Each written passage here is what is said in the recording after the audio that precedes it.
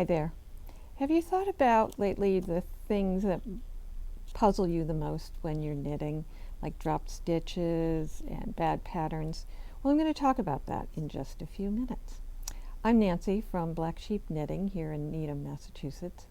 We're a local yarn shop, and I do this podcast once a week to answer questions, to present new things to you, to show you new things that we have going on in the shop and workshops that we have going on. So I hope that you'll subscribe to us. That helps us a lot. We have an offering right now, a chance to win a $100 gift certificate. So if you're watching this, you probably have maybe already subscribed to our YouTube channel. But if you haven't, you can subscribe and then email us and tell us that you've subscribed, and we will add you to our drawing, which will happen, I think we're going to do it on the 15th of November, and we'll pull someone's name. We'll do a random number generator, something like that, and someone will win a $100 gift certificate to the shop. If you're already subscribed, get someone else to subscribe. Call a friend and say, can you subscribe to this YouTube channel? And then you can then email us and say, I got somebody to subscribe. So I hope you'll participate. It's a good deal if you win. $100 will go a long way, and here it'll buy you a sweater in vintage or Rios you can do for $100 or less. So sign up. Today I wanted also to mention some workshops that are going on. We still have some spaces in the Aquina Cowl workshop with Erica Field. It's this Saturday in the afternoon. I believe it's around 1 or 1:30. You can check online. I think the February hat in-person workshop has filled, but the Zoom class has not. And if you're interested in doing a class on Zoom, it's with Catherine, and she's incredibly thorough and a wonderful teacher. So you can sit at home and do the workshop with her. So there are some spaces left in that. And then on the 11th and 12th, I'm offering, either on the 11th or the 12th, a tips and tricks, fix your mistakes workshop. So if you're one of these people who was knitting on Saturday night and dropped a stitch and don't know what to do, and you have to wait till we open again on Tuesday to come and get it fixed, this is the workshop for you. You will learn to identify what a dropped stitch is and then how to fix it. On the knit side and the purl side, we'll talk about lifelines and various other tricks and tips that I find useful in my own knitting. So I would sign up. Don't be the person who never learns, who's been knitting forever and ever and still can't pick up a drop stitch. It's pretty darn easy once you understand the architecture of a stitch and how one loop goes into the other loop and how it's different on the knit side than the purl side. But we can get you going, and it will make you feel it'll just make you feel empowered that you can finally tackle this, and drop stitches are no longer a problem, and they don't prevent you from finishing projects. I now wanted to turn to a couple of just things I wanted to show you. It's getting colder one of these days. I don't know about right now. My garden looks like it's the middle of July, and things are growing like crazy, so I haven't even been able to put it to bed. Today it's in the 60s, I think, and not exactly knitting weather, but I promise you at some point we're going to want to wear hats. So I pulled some hats that we have done in the past, and I thought I would show you some of them just to get you thinking about making a hat. Hats are great because you can make them in a few days. They're great gifts. Everybody wants a hat in the winter. This one is called Prickly Pear Hat, and it's actually two patterns in one. And you can see they're two different patterns, and what we did, and sorry about the phone ringing, I don't know why it's ringing like that today. So we just switched the colorways. So the colors for this were similar to this one. This is shepherd's wool, which we love. It's super soft. We've got a limited supply now left in the shop. They are no longer wholesaling their yarns. So if you like this yarn, I would come and get it quickly because I'm not going to be able to order it again. So this is one combination that I thought was fun. And this is a simple stranded knitted hat. You can see on the other side. These are called the floats on the inside where you carry the yarn across in the pattern. I find color work very satisfying, lots of fun to do. And these are quick little projects. So 2 skeins will make you 2 hats. And here's another combination that I like, this pink and the raspberry. Or I got is this black or blue? This is navy blue and red, which I think is always a good combination. Or you could do red and this gray, or this blue and the black and the navy. Anyway, those are some combinations that I think are really nice. I think this yarn is on our website, and so you can buy it online.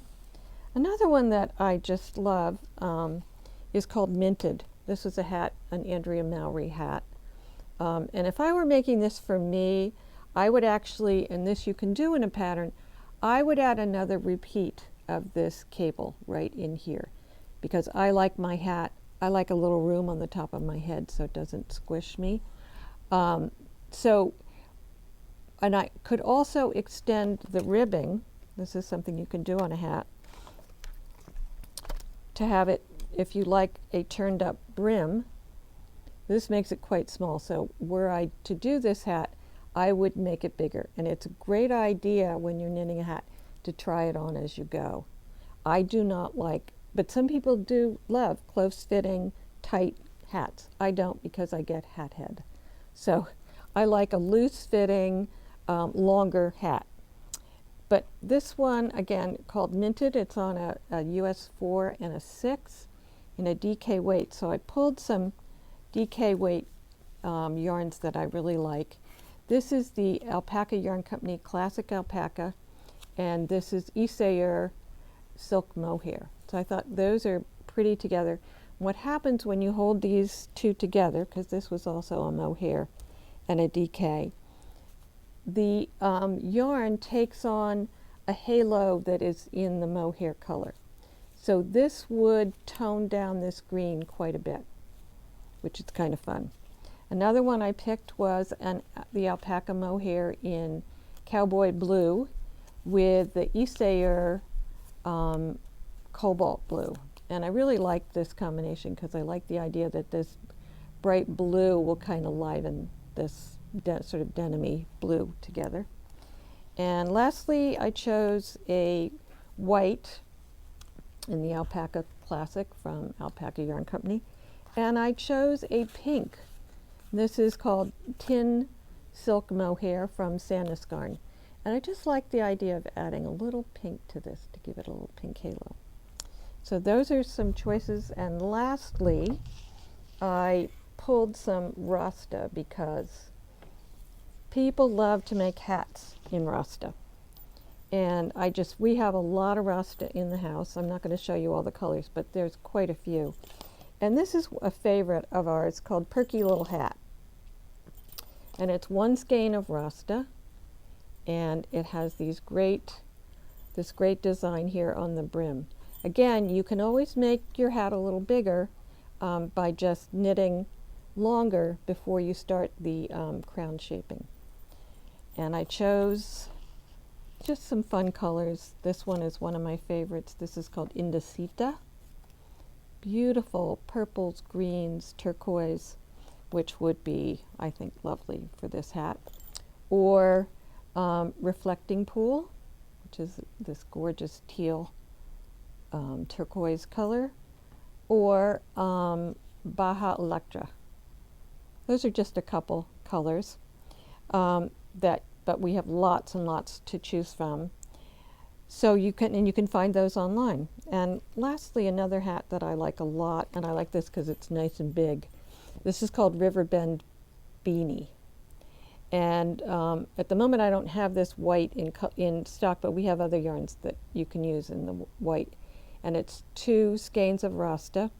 And so I chose this pale aqua to do with it, which was I thought was kind of fun. You could do it with this colorway, the Indicita, or something like this with the reflecting pool. These are quick hats. You can do them in a weekend. They're great presents for the holidays, and you're on a big fat needle. So that's a plus. So you can do them very quickly. So those are some hat ideas. The other thing I wanted to talk about today, I have a class that meets on Thursday mornings. And so I went around the room and asked them, what are their biggest problems or things that plague them when they're knitting? So the first response I got was paying attention to the pattern or misreading the pattern. And that is pretty easy. I do it. We all do it. One tip that I would say is to, if there's something that's puzzling you or that you've missed, read it out loud to yourself. Also, a lot of people misread, oops, we're getting a UPS delivery. So paying attention to the pattern also requires that you look at the punctuation, and that can be a problem. Each directive in your pattern is followed by a comma. And then at the end of that, generally at the end of the row or at the end of that segment, is a period. Also, things that are in brackets, parentheses, are generally groups of stitches that are repeated. And after that, it will say across the row, repeat 5 times, etc. Now, I'm not a huge fan of reading a whole pattern. I don't think that that's a great idea, because then you play the what if game. And I call it the what if game because people come into me and show me a pattern and say, well, if I do this, what if I do this, what will happen? Well, you just have to do it.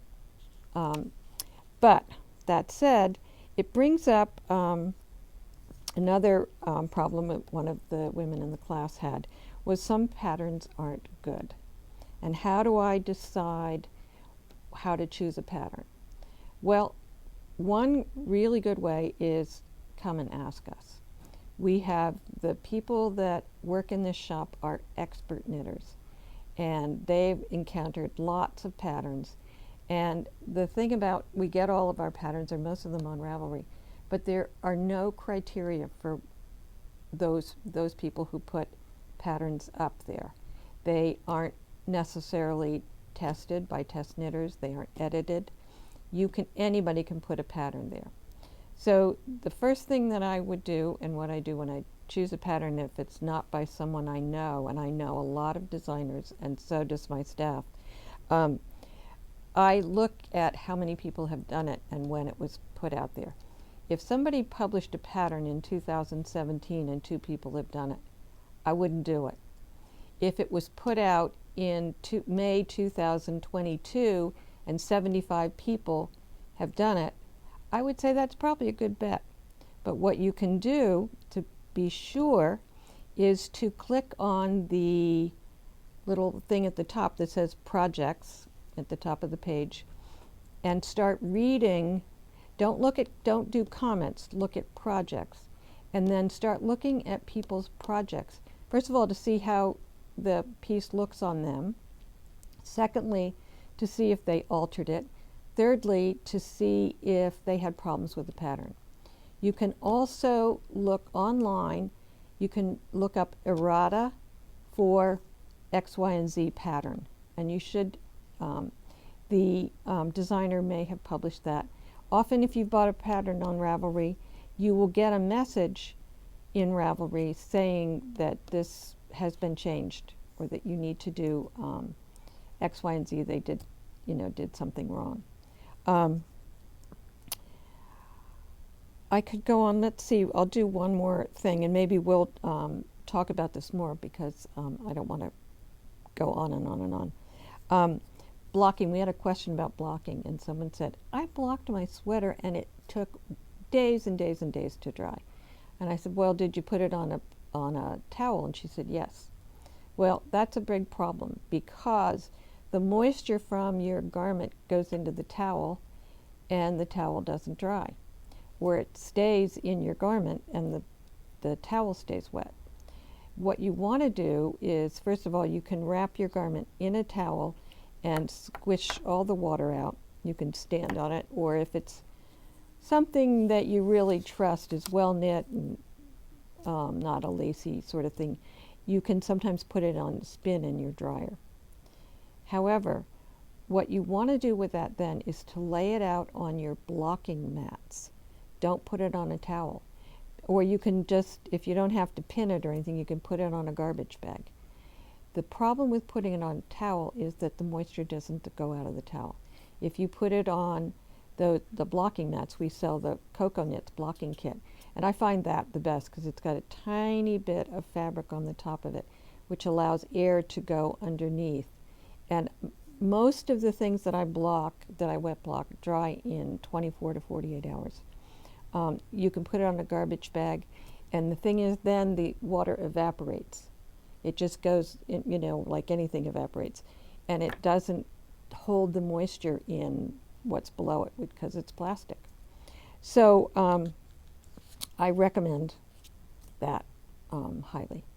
And maybe next time I'll answer more questions from, I have a class this afternoon. I think I'll ask them what their questions are. Lastly, I'd like to mention something that we're doing. Our very own Agnes, who has now been with us over a year, is from Latvia. And as you know, what's going on in Ukraine is particularly upsetting for the neighbors of Ukraine. And so she, and I'm not sure, we'll find out the organization that's doing this, but what we're going to do as a way of helping, we're going to knit socks for soldiers. So we're going to meet on Friday afternoons at 3 o'clock, and we have patterns that you can use. We're going to do worsted weight socks, although you can use fingering weight. If you've got pairs of socks that have not been worn, that have just been made and you didn't give them to anybody, we're collecting them. You can do that. Because it's for soldiers, we would probably recommend you do a larger size, and we can show you how to do that. So and we'll also be contacting yarn shops in the area to see if they want to participate and donate socks. We have until January.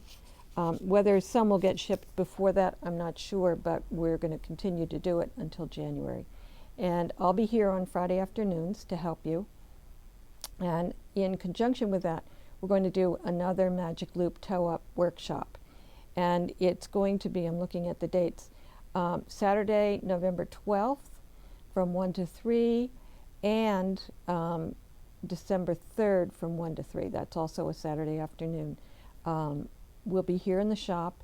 We'll provide the pattern, and because we're doing it for charity, we're discounting the price of the workshop to $50 rather than the usual $75. So we hope you'll sign up for that so you can learn to knit toe-up Magic Loop, and you can be doing something for somebody else during this sort of, I guess, the holiday seasons, as people tell me that there's Christmas decorations up already. So it's a nice thing. If you've wanted to find a way to help, this is one that you can do, and you can enjoy doing it and learn something at the same time. So we'll have that, will be online. You'll be able to sign up, or you can call the shop to sign up. So I guess I've said enough for one day. And again, as I said, it's not really knitting weather out there. It's a little warm, but that never stopped me. I knit all year round. And and Robin wanted me to tell you what I'm wearing. This is called Tiny Tassels. It's a Pearl Soho pattern, and it has all these tassels, and the pattern calls for tassels all the way around. But you can see who ran out of energy for making tassels. So I just made them here. But it's a great triangular shawl in a fingering weight with, I use some mini skeins to make the tassels for it. So I hope you have a great week of knitting, and come and knit with us on Friday afternoons. You don't have to participate in the sock making on Friday afternoons.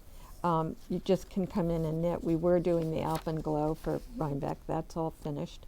But if you haven't finished your sweater, come in.